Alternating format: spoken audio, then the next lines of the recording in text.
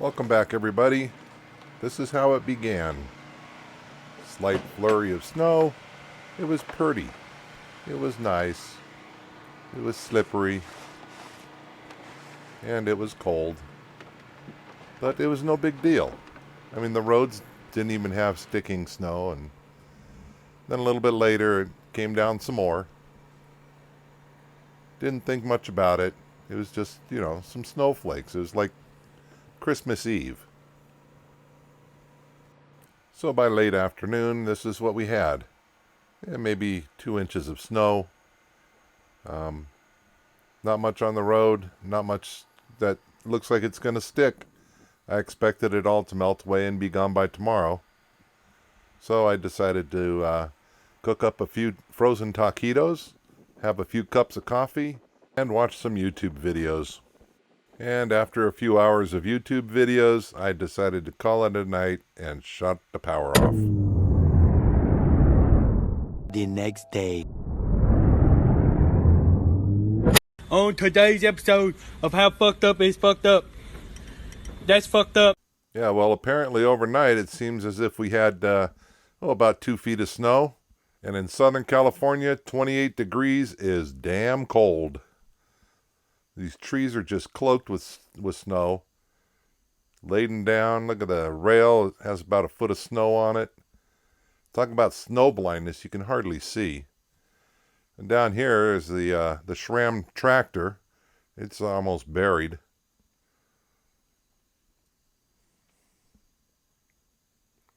And behind the tractor is our well.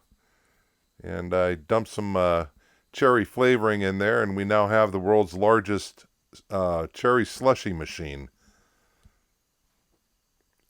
And here is where we enjoy our frosty beverage, in our outdoor seating area.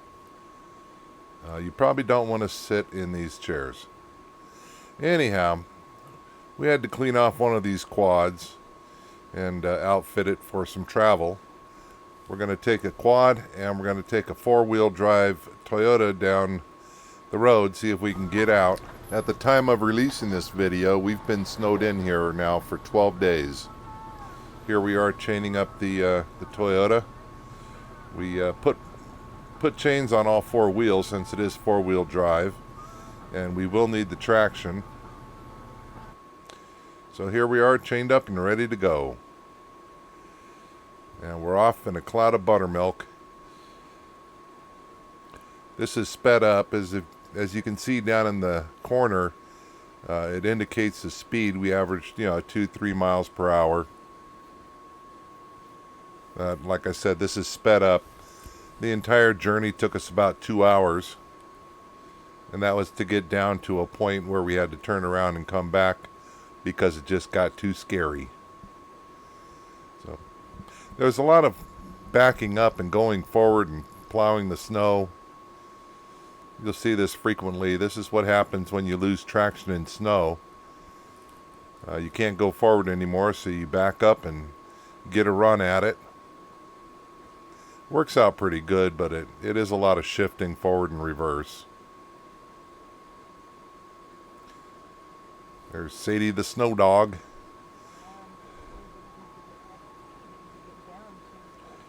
We got down to a couple of places like this where the dirt is showing through. It's actually water running off into the road and then exposing dirt.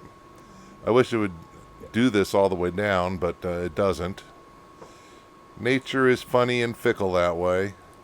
Here's our first crossing. It's not too bad. There's kind of a step on the other side.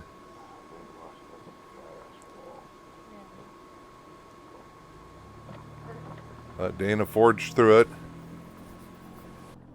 Anytime you hit dry ground, you want to step on the gas and get some momentum going. Nice and even. They're flat.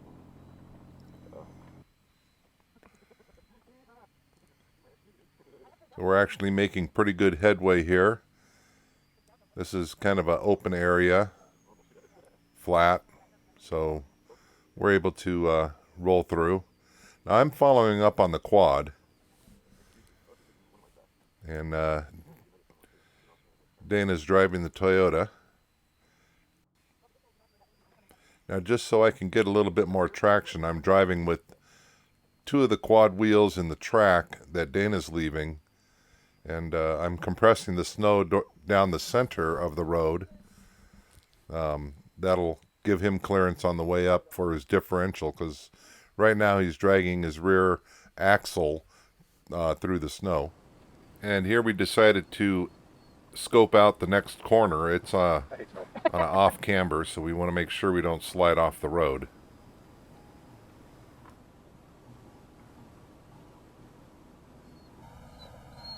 Sadie, stop. Stop. Sadie, relax. Shh. No, no. Stop. Stop. No. Shh. Just relax. It's fine. You're fine. Good girl. Sometimes you just have to reassure the children that they're going to be okay. I think she had a premonition of things to come, so...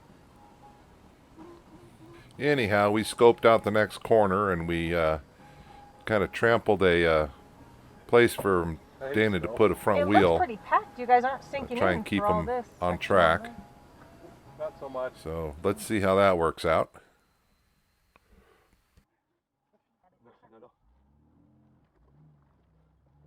But I was trying to create a groove on this side, so that way I don't slide so much that way. Huh? Well, as tight as I can, if I can.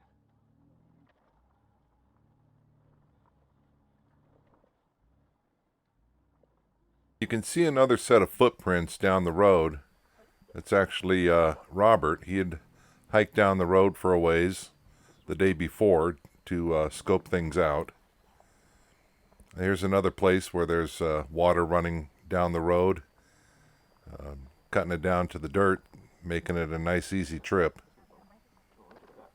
We call that the meadows. And then again we hit snow.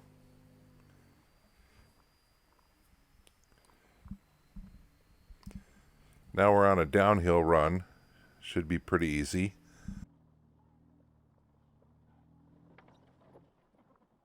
All scratched up before. No.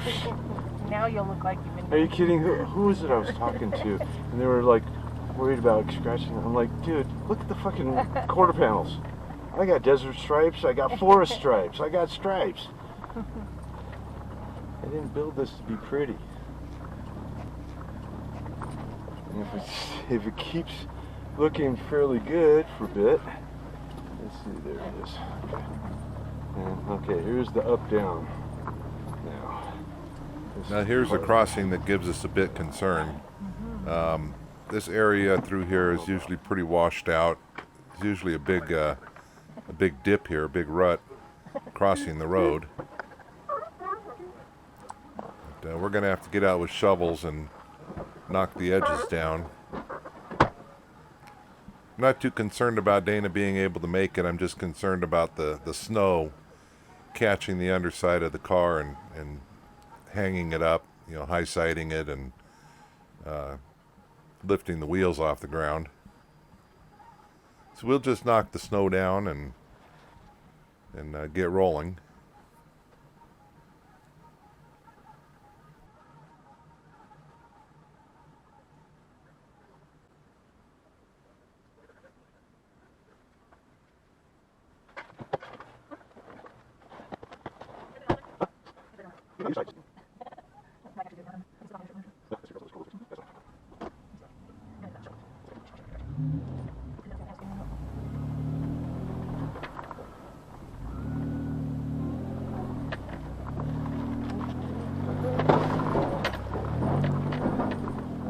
Yep, there goes the shovel.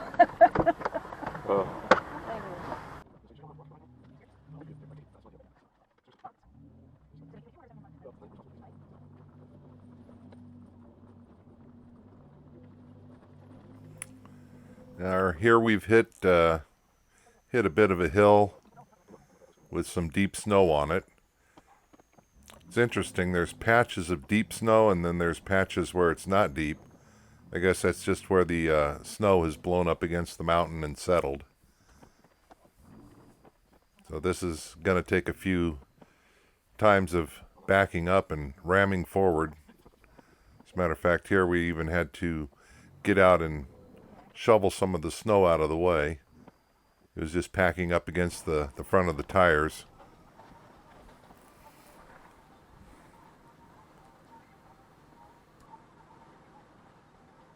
When you're off-roading in snow, your best friend is a shovel.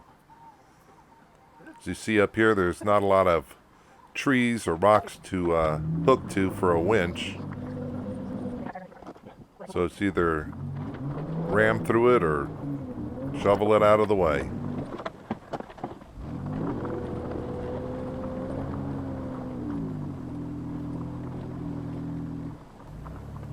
There's the fun zone.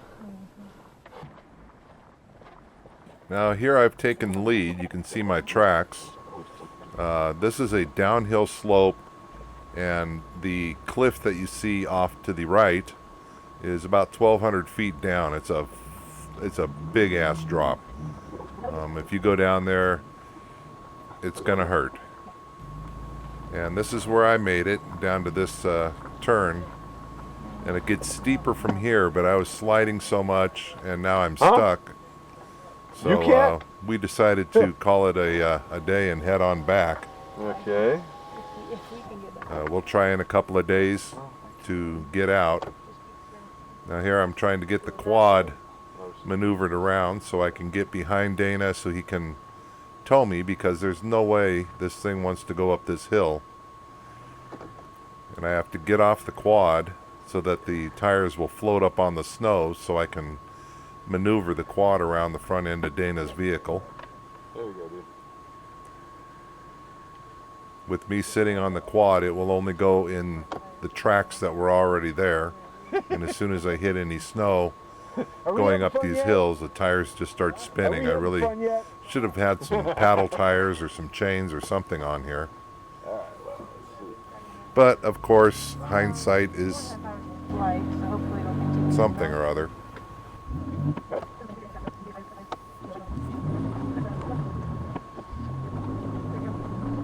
Okay, so Dana's pulling up. We're gonna tie a rope to the D-rings on his rear bumper, and he's gonna pull me up the hill. When they fucking use it, that voltage for a dude or whatever. And it broke, blew, and killed the guy.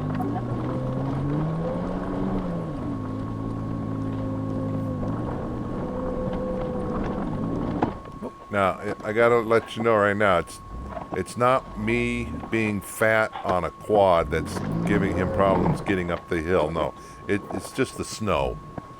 So don't ride on there. If he didn't have all that dead weight behind him, he'd be able to make it. It's not that.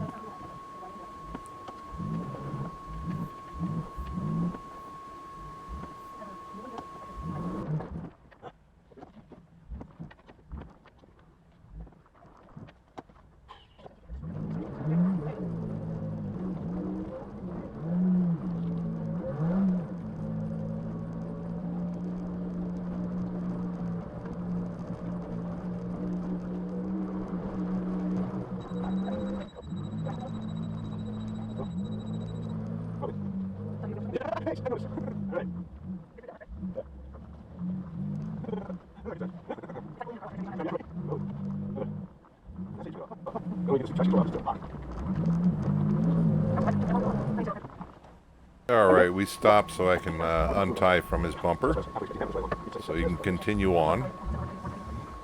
And that was kind of a mistake, because I found that the ruts that had been left by Dana's tires with the chains on it were causing the quad to high center. He dug the ruts down to the dirt, and that was enough to leave a ridge down the middle of the road that would hang up on the underside of my quad. So there was a lot of getting off and pushing and backing up and going forward on the quad too.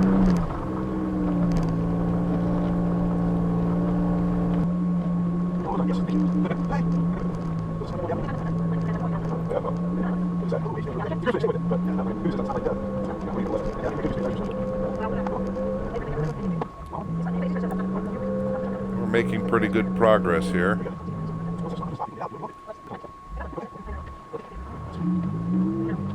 It's our next to the last river crossing.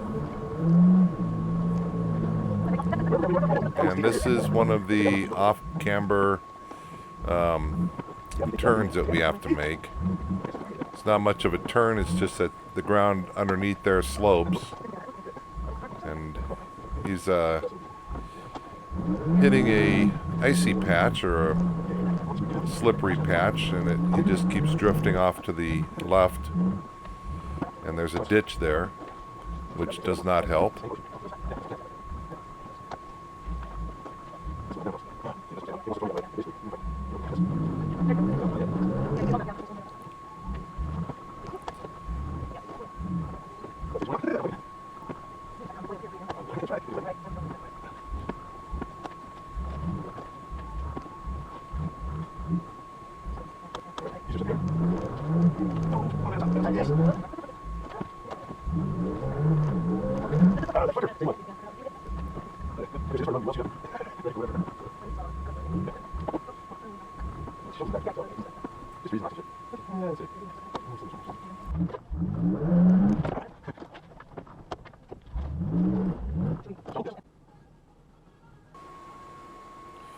And once again, the shovel comes in handy.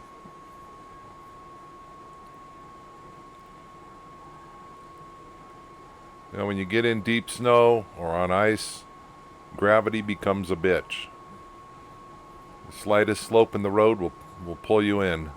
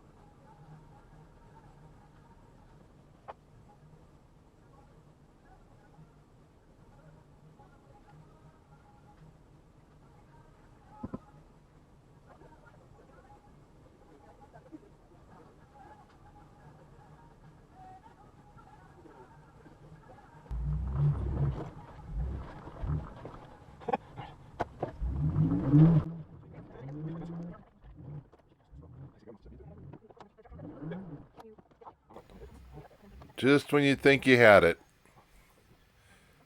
gravity's back.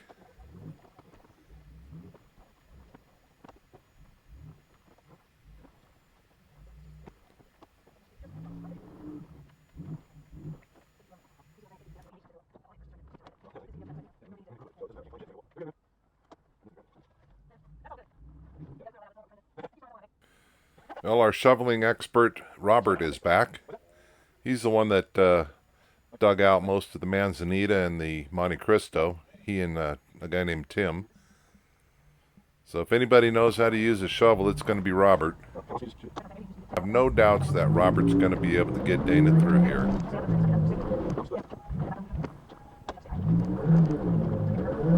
There it is.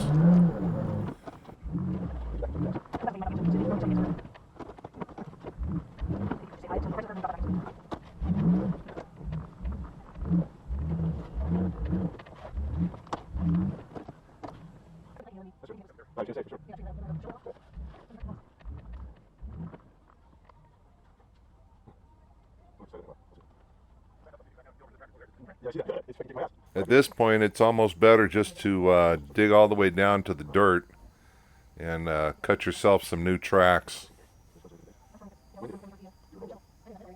And you keep getting pulled off to the side. You got to take drastic measures.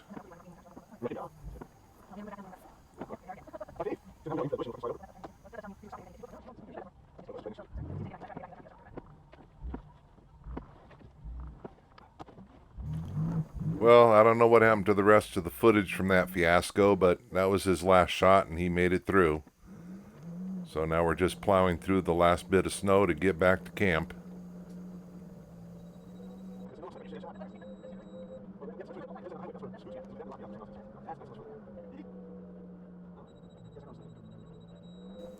And we made it. Now that beeping noise that you've been hearing in the background, if you've caught it, is Dana's transmission temperature sensor telling him his transmission's getting hot.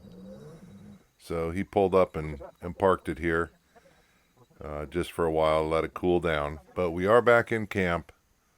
Thank God. It was 2 hours that I would have rather sat and watched YouTube videos. But we had to try. Well, until next time, take care and see ya.